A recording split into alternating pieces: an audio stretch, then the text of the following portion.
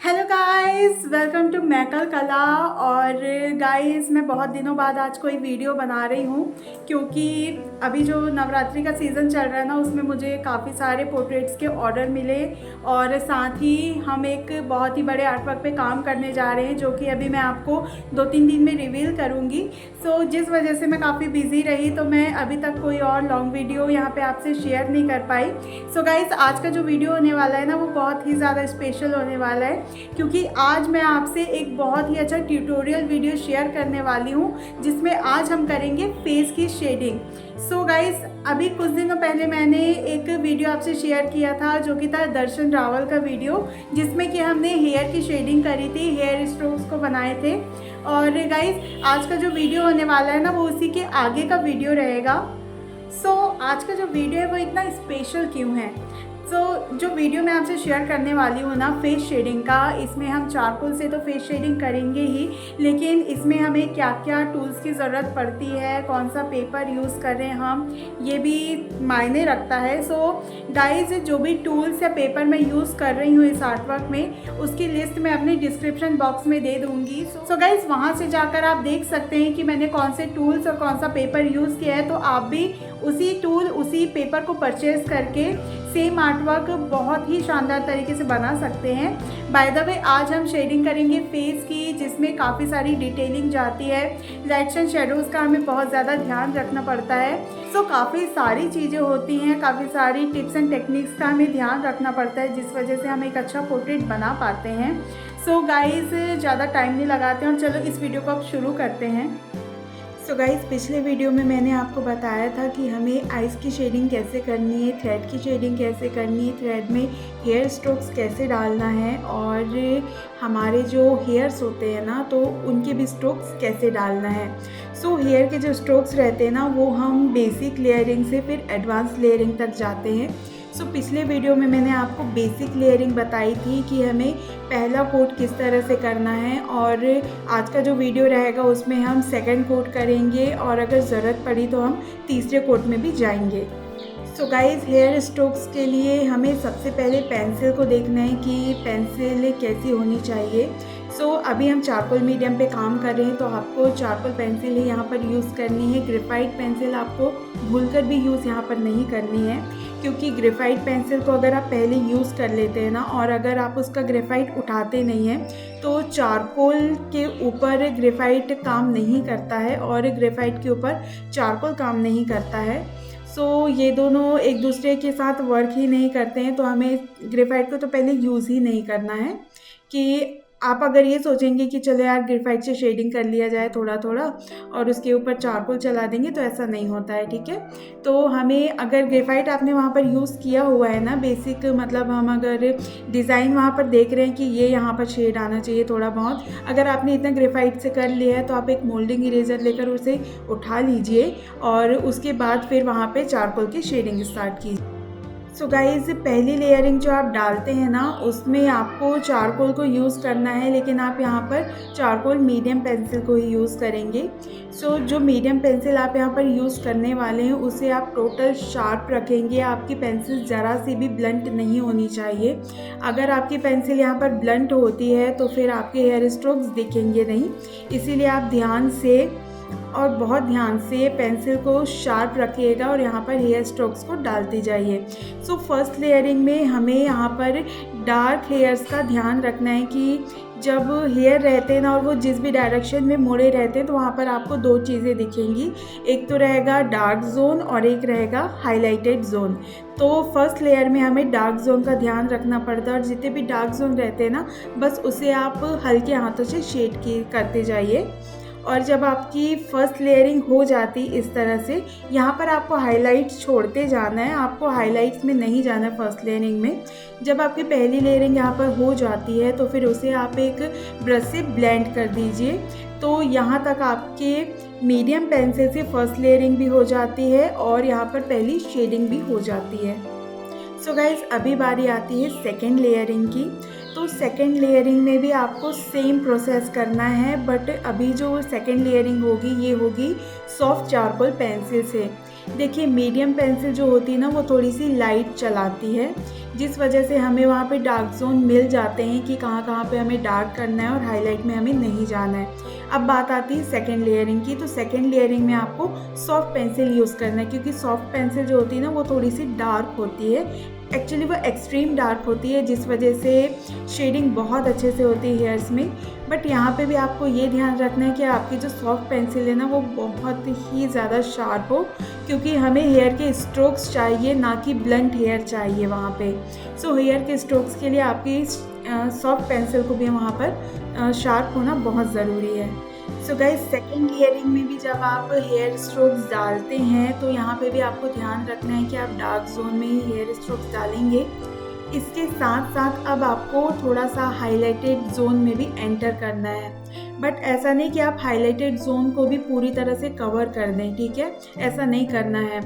आप एक अगर कोई सेक्शन लेते हैं कि इस सेक्शन में आपको वर्क करना है और उस किसी भी पर्टिकुलर सेक्शन में आप देखेंगे कि ऊपर नीचे डार्क जोन्स रहते हैं और जो सेंटर का एरिया रहता है ना वहाँ पे आप नोटिस करेंगे कि वो हाइलाइटेड एरिया होता है। जहाँ पर आपको थोड़ा सा वाइट एरिया दिखता है ना वो हाइलाइटेड एरिया है, बाकी डार्क जोन है। तो दो डार्क जोन को मिलाने के लिए हमें वहाँ पर ब्रिज लाइन को बनाना पड़ता है, हाईलाइट के अंदर बनाना पड़ता है। सो हाईलाइट का यूज़ यहीं पर होता है कि आपने दो डार्क जोन लिया और उसमें ब्रिज को कनेक्ट करते गए।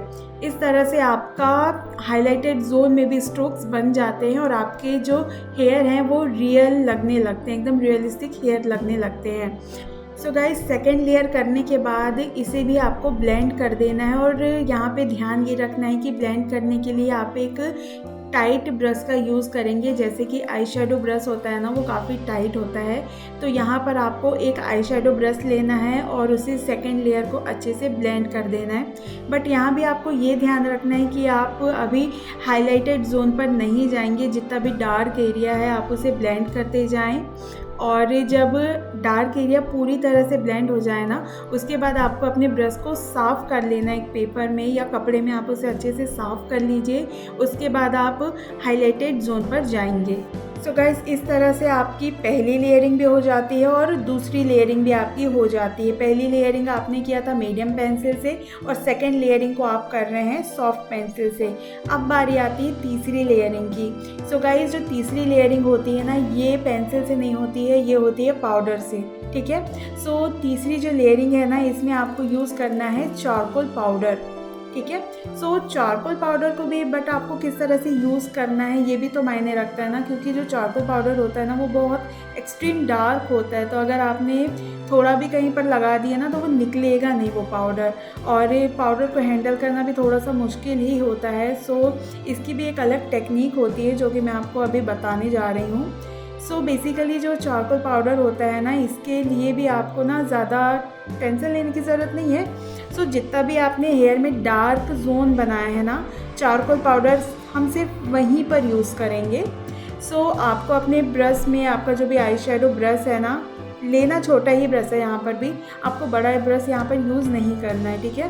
सो आप अपना आई शेडो ब्रश लेंगे टाइट वाला और उसमें आप थोड़ा सा पाउडर लेंगे और उस पाउडर को ना अपने पेपर में या आप जहाँ से भी पाउडर को उठा रहे हैं ना आप किसी डब्बे में अगर उसे कलेक्ट करके रख रहे हैं, तो अगर आपने अपने ब्रश में थोड़ा भी पाउडर लिया है तो उस ब्रश को उसी डब्बे में वापस से आप झड़ा दें ब्रश के थ्रू। आपके ब्रश में थोड़ा सा पाउडर लगा रहना चाहिए और उस पाउडर को फिर आप डार्क एरियाज़ में पुट करते जाएंगे और उसे ब्लेंड करते जाएंगे। सो आपको इस तरह से उसे ब्लेंड करना है और यहाँ पर भी आपको ध्यान रखना है कि आप हाइलाइटेड एरिया में बिल्कुल भी एंटर नहीं करेंगे, अदरवाइज़ पूरे बाल अगर ब्लैक हो गए ना तो फिर वो 2D लगने लगेगा, इसमें कोई 3D लुक नहीं आएगा, ओके। और गाइस जैसे जैसे आप पाउडर को यूज़ करते जाएंगे ना ब्रश का जो पाउडर रहता है ना वो उतना ही ज़्यादा निकलता है, तो आपको यहाँ पर पाउडर को बहुत ही ज़्यादा समझदारी के साथ यहाँ पर यूज़ करना है। आप बिल्कुल भी एक्स्ट्रा पाउडर यहाँ पर यूज़ मत करना। और मान लीजिए अगर आपने ब्रश से पाउडर को कहीं पर पुट कर दिया और एक्स्ट्रा पाउडर लग गया तो आप उसे फूंक मारकर उड़ा दीजिएगा। सो चारकोल पाउडर को हटाने के लिए आप वहाँ पे कोई ब्रश या किसी और प्रकार के टूल को यूज़ नहीं करेंगे, अदरवाइज़ वो आपके पेपर को ख़राब कर देगा।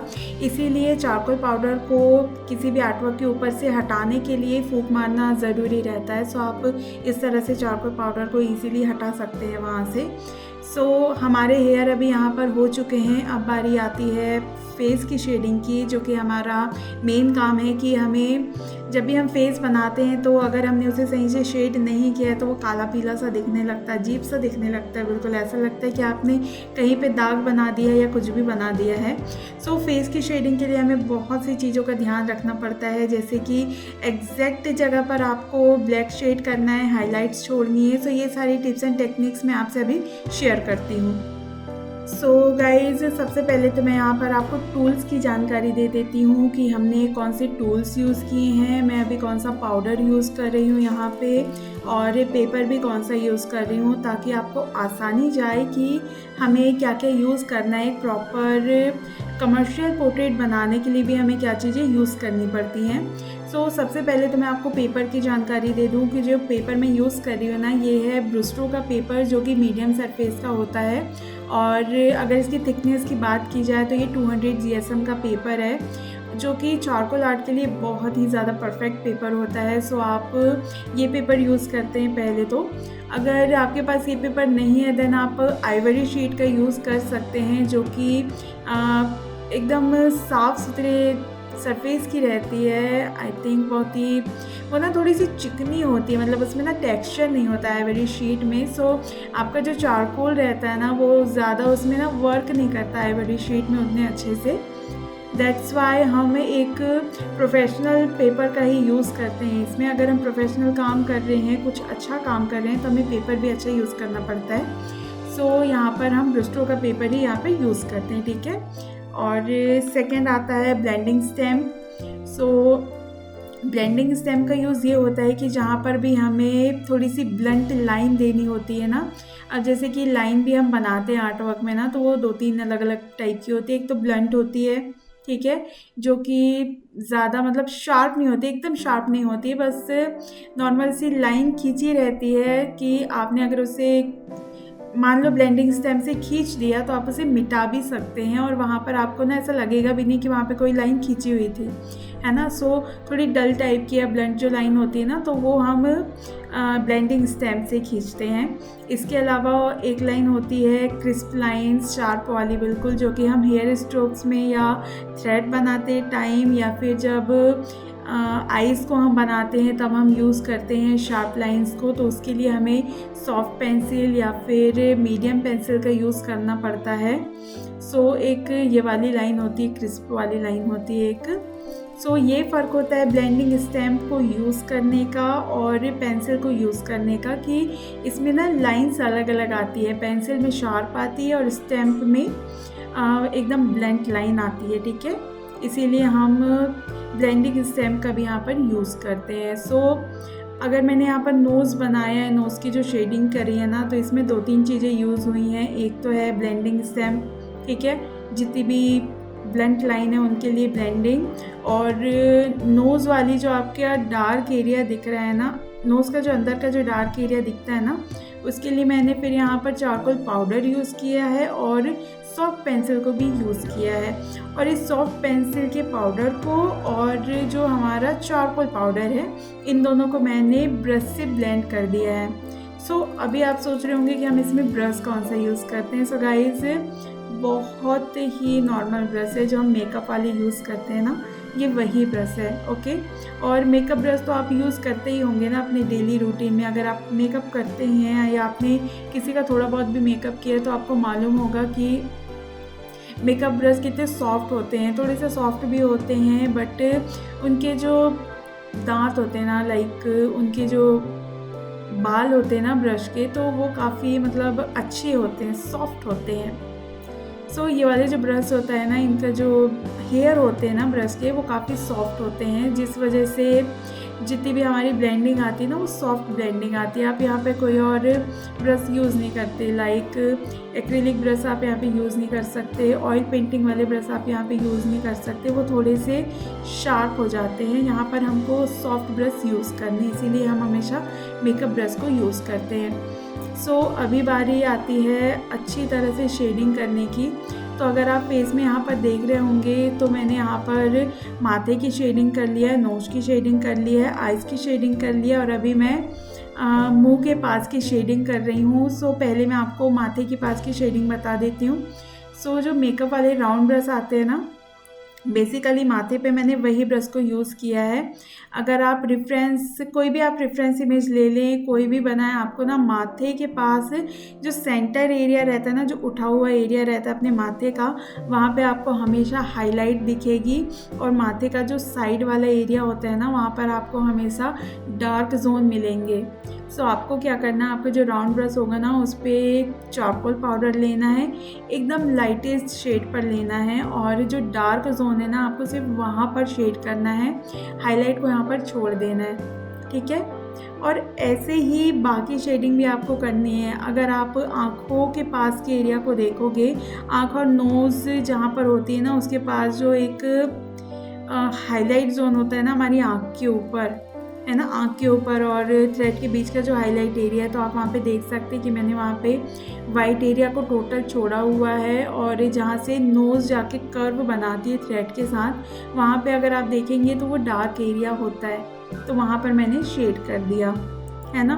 सो इसी तरह से आपको शेडिंग का ध्यान रखना है कि फेस में भी जहाँ जहाँ पर डार्क एरिया है वहीं शेड करो, हाईलाइट को छोड़ते जाओ।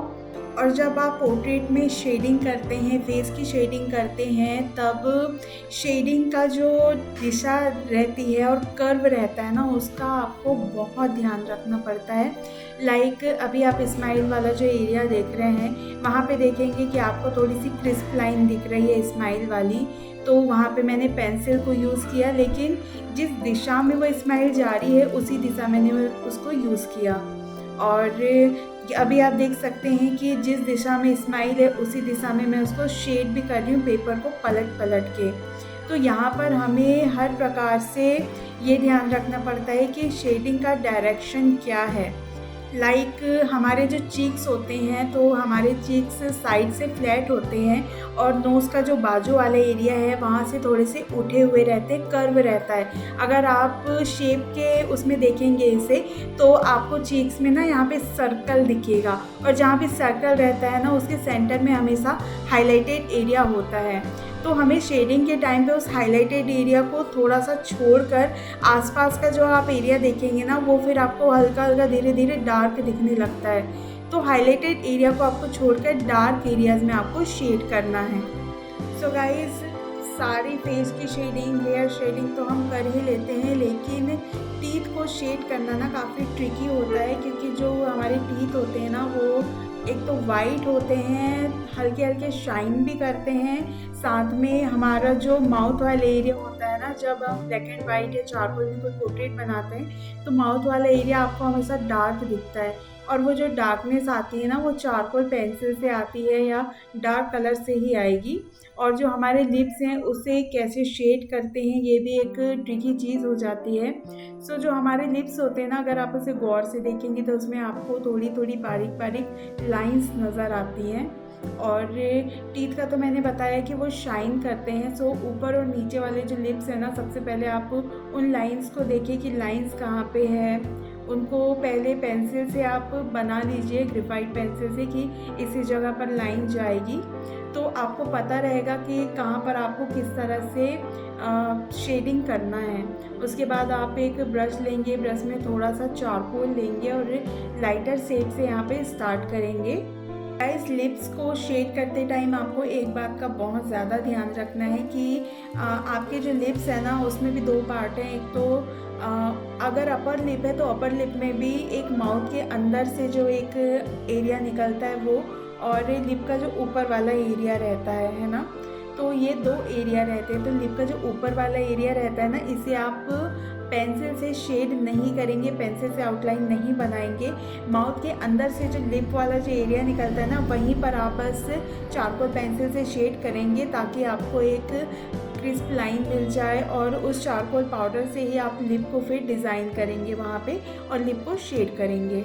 सो गाइस, अभी बारी आती है दांतों की। तो जो हमारे दांत होते हैं ना, वो हमारे मसूड़ों में गड़े हुए रहते हैं, मतलब मसूड़े और दांत आपस में चिपके हुए ही रहते हैं। सो जो हमारे दांत है ना, उसके बीच का जो गैप होता है, तो आपको उसे यहाँ पे ग्रेफाइट पेंसिल से ही बनाना है। यहाँ पर आप चारकोल पेंसिल यूज़ नहीं करेंगे, क्योंकि अगर आप चारकोल पेंसिल यहाँ पर यूज़ करेंगे ना, तो आसपास का जो एरिया है वो पूरा काला हो जाएगा और ऐसा लगेगा जैसे कि आपके जो दांत है वो सड़े हुए हैं, ख़राब दांत है। तो यहाँ पर आपको दांतों के जो जॉइंट्स होते हैं ना, जहाँ से दांत एक दूसरे से लगे हुए रहते हैं आपस में, तो वहाँ पर आपको कोई भी चारकोल पेंसिल या चारकोल पाउडर कुछ यूज़ नहीं करना है। वहाँ पर आप सिर्फ ग्रेफाइट पेंसिल को ही यूज़ करेंगे। और जब आप ग्रेफाइट को भी यूज़ करेंगे ना, तो आपको वहाँ से ग्रेफाइट थोड़ा थोड़ा उठाते जाना है ताकि आप एक लाइटर शेड तक वहाँ पर पहुँच पाएँ। तो मसूड़ों को भी शेड करने के लिए आप यहाँ पर ग्रेफाइट का ही यूज़ करेंगे, क्योंकि ग्रेफाइट जो है वो हल्का चलाता है, तो वो मसूड़ों के लिए भी, गम के लिए एक अच्छा शेड देता है, लाइटर शेड देता है वहाँ पे। अगर आप वहाँ पे चारकोल का भी यूज़ करेंगे ना, तो वो थोड़ा सा डार्कनेस भी देता है। इसीलिए हमें दांतों के लिए और मसूड़ों के लिए यहाँ पर ग्रेफाइट का यूज़ करना है। बाय द वे, यहाँ पर चारकोल भी यूज़ होता है, लेकिन बहुत ही ज़्यादा लाइटर शेड पर यहाँ पे चारकोल यूज़ होगा। जैसे कि आपने कोई ब्रश यूज़ कर लिया, जो खाली ब्रश रहते हैं ना, आप बस दांतों के ऊपर उसे एक बार चला देंगे तो आपको दांत एकदम प्रॉपर शेड में मिल जाएंगे वहाँ पर। और दांतों को एक एक शेप में देना भी ज़रूरी रहता है। सो यहाँ पर भी आपको ध्यान रखना है कि पहले आप दांत किस दिशा में है उस लाइन को आप यहाँ पर बना लीजिए। कितने लंबे आपके दांत है ये भी आपको वहाँ पर देखना है। और माउथ के अंदर का जो ब्लैक वाला एरिया होता है ना, इन सारी चीज़ों का आप ध्यान रखेंगे थोड़ा सा कि कहाँ तक लंबाई है, कहाँ पर जाके हमें रुकना है, कहाँ पर कर्व है। ये सारी चीज़ें अगर आप अच्छे से ध्यान देंगे तो दांतों का शेप एकदम प्रॉपर आता है। सो गाइस, शेडिंग की सबसे इम्पॉर्टेंट टिप यही है कि जहाँ भी आप शेड कर रहे हैं या स्ट्रोक्स मार रहे हैं, वहाँ पर आपको डायरेक्शन का ध्यान रखना है कि किस डायरेक्शन में आपका स्ट्रोक जा रहा है।